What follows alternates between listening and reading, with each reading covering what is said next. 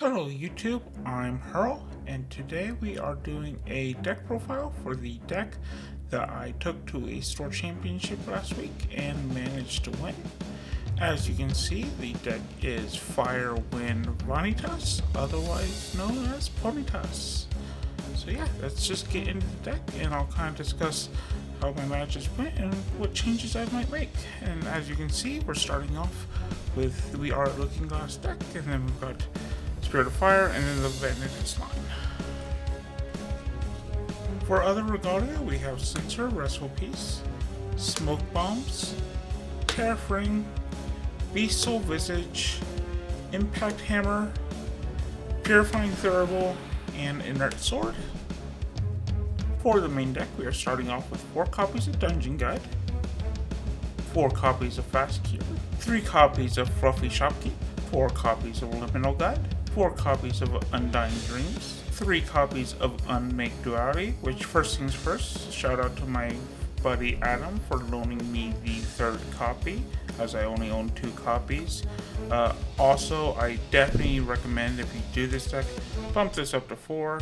I thought I was being smart by reducing dead draws after I activated 1, because once you use 1, the rest are dead. But you just really want to see this, so definitely should be a 4 of. 4 copies of Creative Shock, 3 copies of Fractal Sparks, 2 Lava Heated Brew, 4 Red Hair, 4 Searing Rebuke, 4 3 of Hearts, 3 Volda, 2 Beseech the Winds, 4 Brisk Windtrotter, 4 Deluge, 2 Dream Fairy, and 2 Stifling Trap.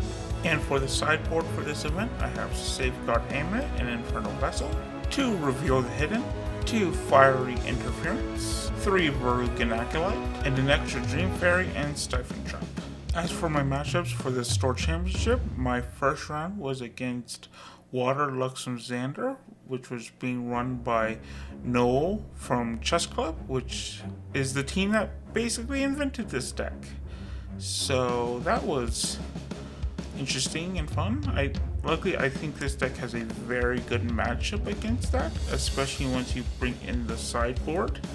Things like Infernal Vessel and Fiery Interference really help that matchup. And even things like Reveal the Hidden, in case they bring in some of the stealth cards, is also very good. But even in the main deck, you just generally have a lot of things that can help get through the damage quick enough where unless they can start getting their heals, you should be good. The second round was against a Seiryu deck, so again, I think this deck has some good advantage with that. The tax that this deck imposes on Seiryu can usually be enough to give you extra turns, and then bringing in out of the side another Dream Fairy and the Safeguard Amulet is very, very good for that. So again, I think I had a pretty positive matchup with that and was able to take that one down as well. And then the final round was against Fire Luxem Xander. Again, I have a pretty positive matchup. This is the one round where I did drop a game.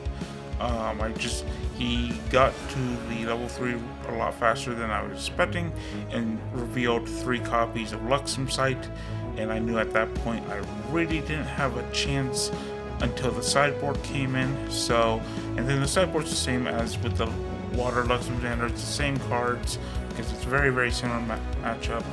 And so yeah, and I was able to take that one 2-1 and win the event. So I hope you enjoyed this quick deck profile, and I definitely look forward to continuing to build on this deck.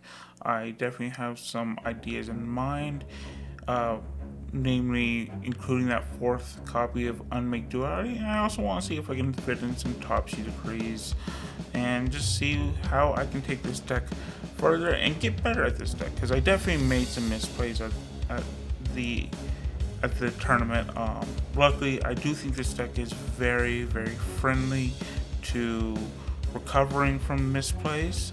So it's definitely a very forgiving deck, which frankly is really good because I'll admit I'm not the best player for Grand Archive, but I'm trying to get better, and I hope to continue making more Grand Archive content in the future, and we should have more deck profiles out at some point for not just Grand Archive, but a lot of different games. But Grand Archive is definitely my main competitive game right now, so I'm definitely looking forward to continuing to grow and get better at Grand Archive. So thank you very much for watching, and until then, bye everybody!